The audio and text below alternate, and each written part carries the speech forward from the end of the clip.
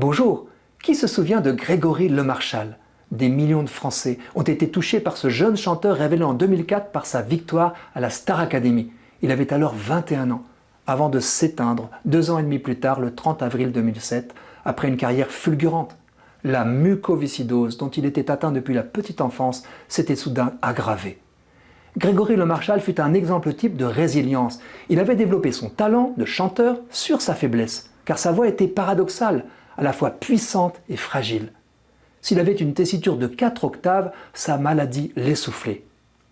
La mucoviscidose est une affection génétique héréditaire grave qui touche environ une naissance sur 2500 en Europe et en Amérique du Nord.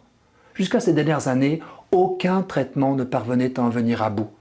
Elle se traduit par un excès de mucus associé à l'absence du mécanisme par lequel les particules inhalées supérieures à une certaine taille sont propulsées vers les voies digestives. Cette anomalie favorise des infections bronchiques par des bactéries opportunistes qui entraînent à leur tour une réponse inflammatoire des voies aériennes. Ce processus devient chronique et provoque la destruction des tissus pulmonaires, donc une perte de la fonction respiratoire jusqu'au décès.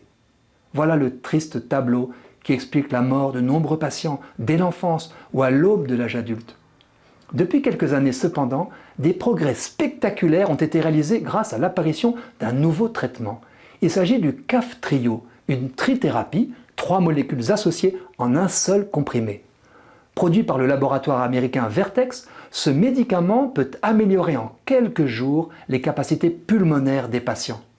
Autorisé et remboursé en France depuis 2021 pour les plus de 12 ans, le Kaftrio l'a été au plus de 6 ans, 1 an plus tard.